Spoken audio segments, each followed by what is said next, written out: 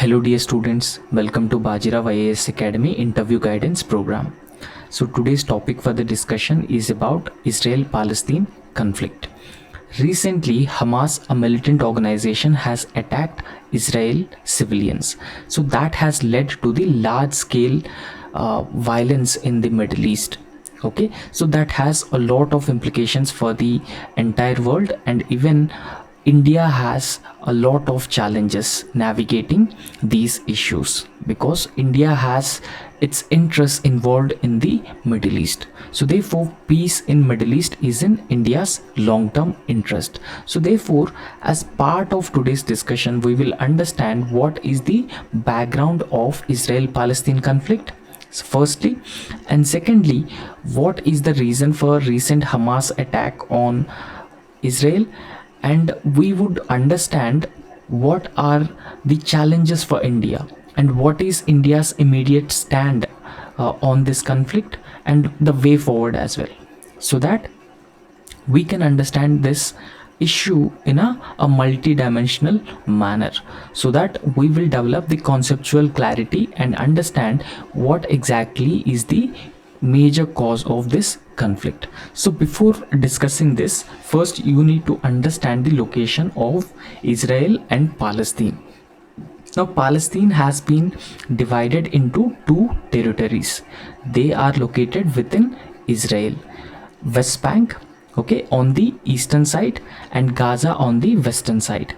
Now this Gaza is controlled by the Hamas militant organization, and the recent attack of Hamas on Israel has led to the recent conflict between Israel and the Hamas.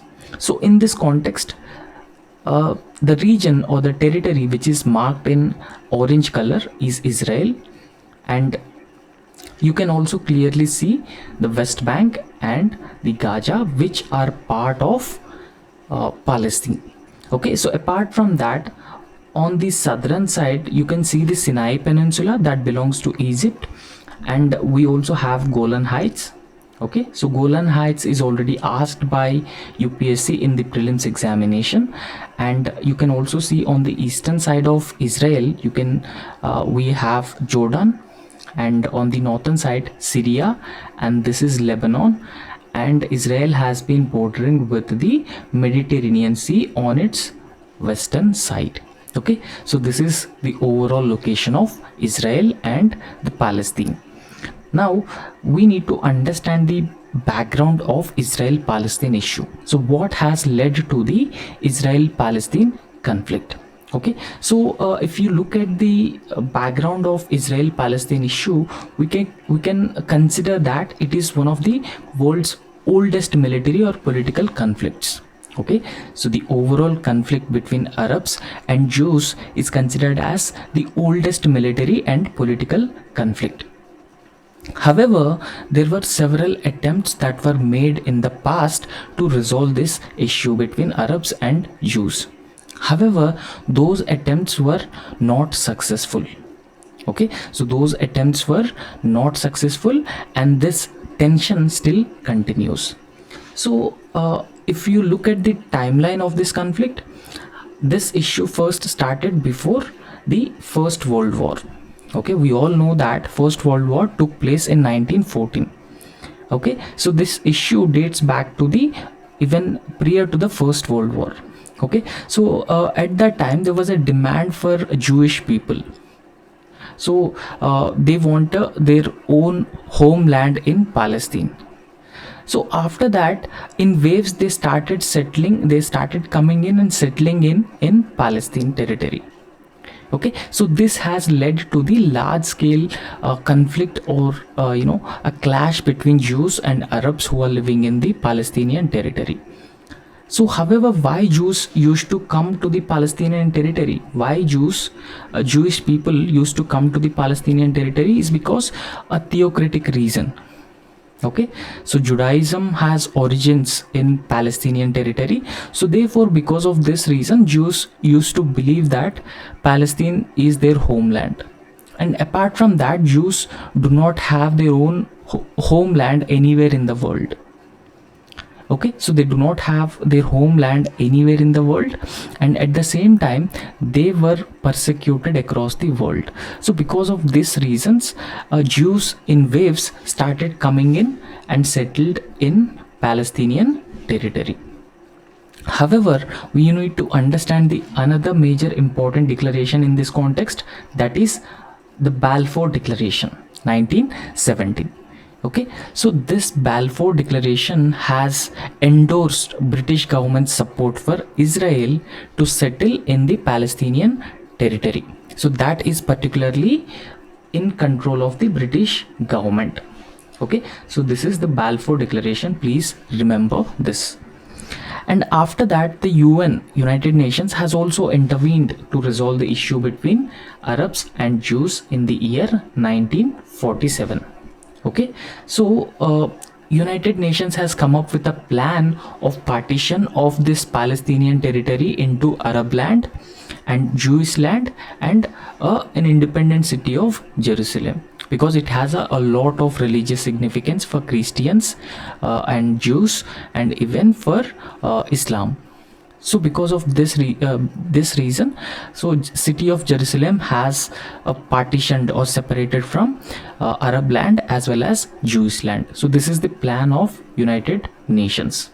Okay, so however, this plan of United Nations was not accepted by several Arab groups and even the Jewish groups. So they feel that this particular plan is discriminatory towards them. So because of this reason, so they have not accepted this plan, and the conflict between Arabs and Jewish people has further continued. Okay, so it has further continued, and that led to the series of wars. And in these wars, because of the military superiority of the Jewish forces or the Israeli forces, so they have started capturing more and more territories from the Palestinian or from the Arab land.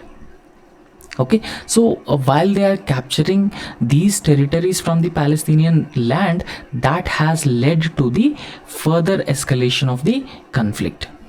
So how? Because a Jewish state was established in the year 1948. So Jewish land where all the Jews can live in one place. Okay, so this Jewish land was, or Jewish state was established in the year 1948, and this was opposed by the Arab League. Okay, so Arab League is a league which constitute the major Arab countries. So the declaration or establishing a separate Jewish land in the year 1948 was opposed by this Arab League, and which decided to intervene. So when it decided to intervene, it has triggered 1948 Arab-Israeli war.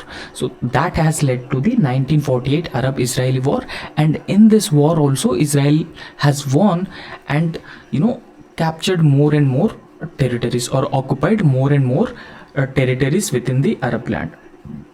And after this 1948 war, there was another war that has erupted. So this war is known as Six-Day War of 1967. Okay, so in this particular war, so we have seen West Bank and the Gaza Strip. So earlier the West Bank was under the control of Jordan and Gaza Strip was under the control of Egypt. However, in this Six-Day War of 1967, Israel has managed to capture the West Bank from Jordan and Gaza Strip from Egypt. Okay, so please remember these wars. Now after that, we need to understand the current status of these wars. Okay, so in the year 1993 there was a Oslo Accord. Okay, so following the Oslo Accords of 1993, Israel has allowed the setting up of Palestinian Authority in the West Bank and Gaza Strip. Okay, so Oslo Accords are also very important and very significant, similar to the Balfour Declaration of 1917 that was issued by the British government.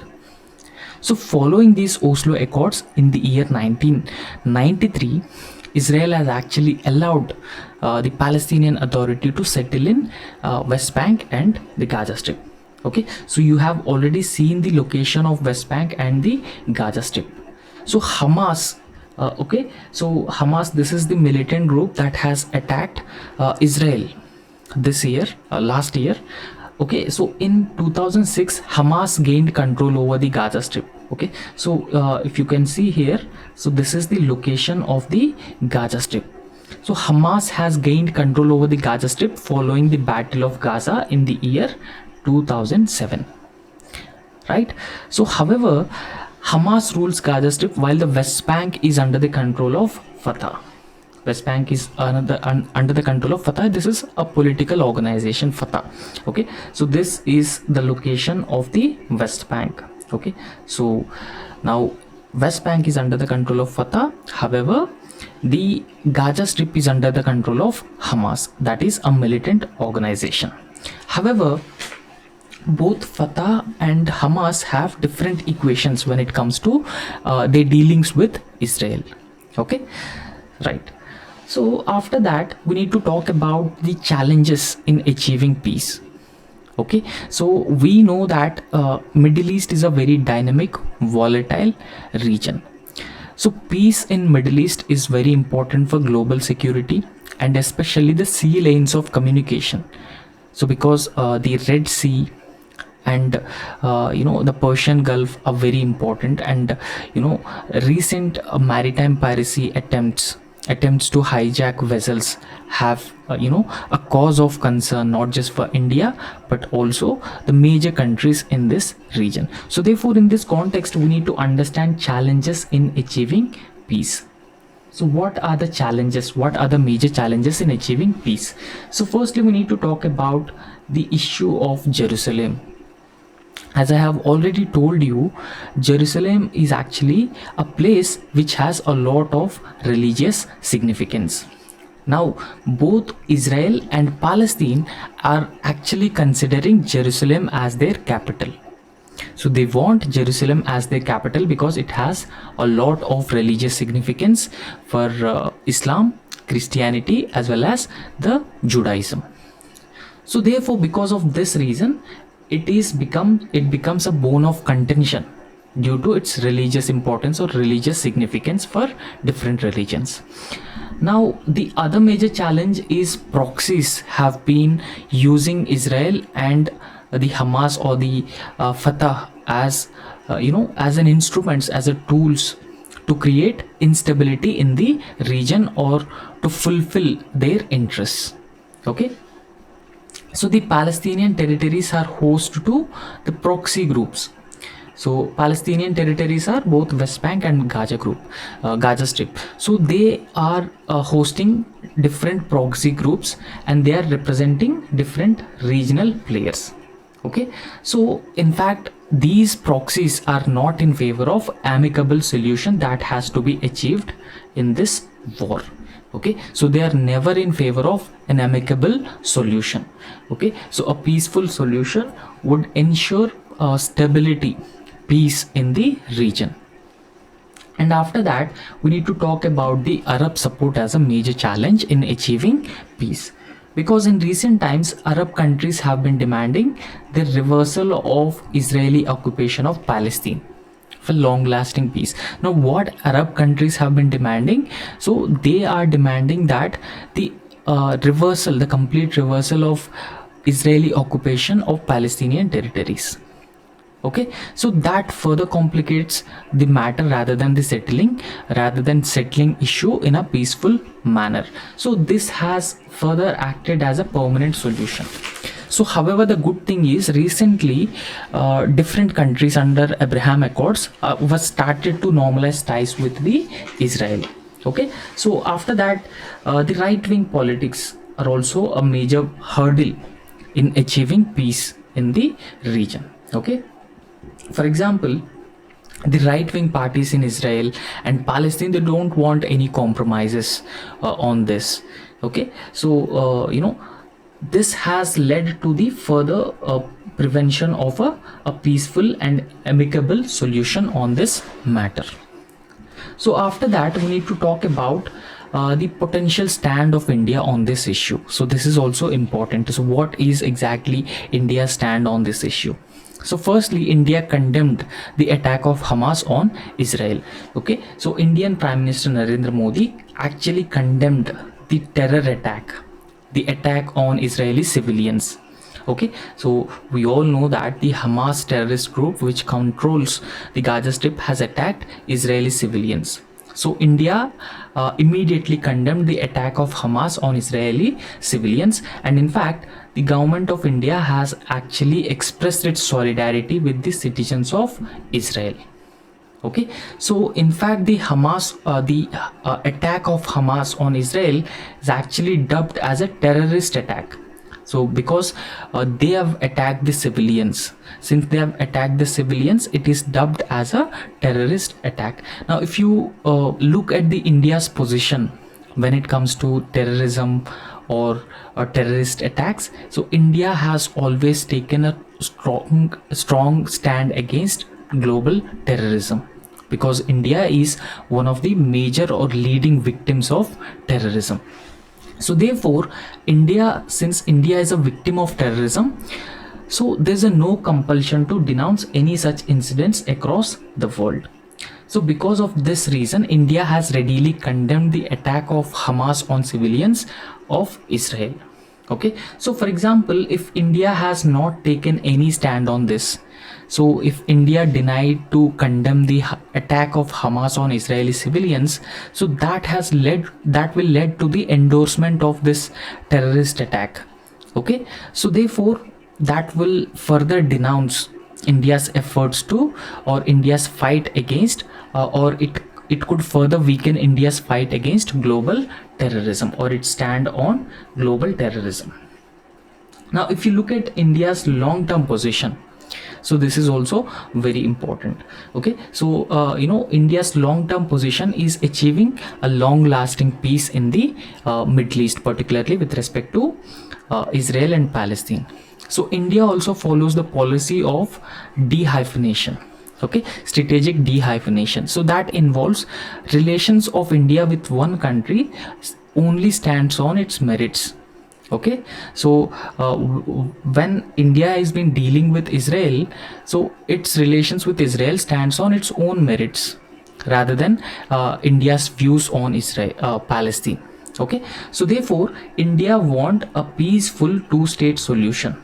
Okay, so this solution which respect the rights of all parties which are involved. Okay, for example, if you're asked to answer India's stand on this particular issue, you can answer this. So you can talk about long-term position and India's position on terrorism and India's position on recent attack of Hamas on Israeli civilians. Okay, so you can say all this. Now after that, we need to talk about the potential solution to the conflict. So what should be the potential solution so that can address this issue? So firstly, we need to talk about the one-state solution. Okay, so this one-state solution is a plan that actually aims to form a state between the River Jordan and the Mediterranean.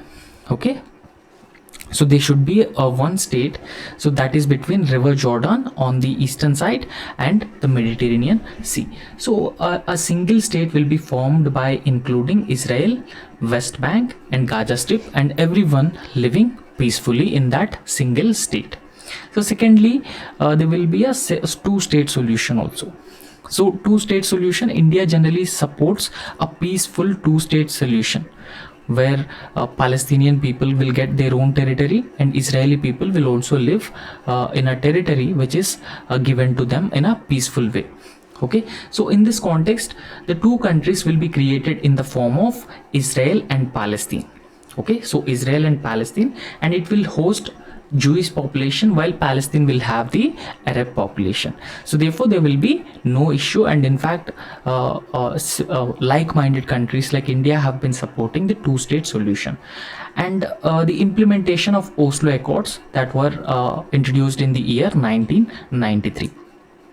Okay, so Oslo Accord is actually an effort, the ongoing American effort, mediated effort to broker a peace treaty between the Arabs and the Israel, or Palestinians and Israelis. So however, one good initiative or one good thing is Abraham Accords. So that was mediated by America between the Arab and the Israeli countries to normalize the peace, normalize ties between these different countries. So therefore ultimately establishing stability, security and peace in the Middle East. So that is very significant and important for the region, and in fact a lot of India's interests are involved in this region. So therefore India's long-term focus will be establishing a peace, stability in the region and protect its interests. So particularly keeping in mind India's rising interests and India's aspirations to compete with the major powers. Okay, so that's all about the Israeli and Palestine conflict in a nutshell. Okay, so thank you.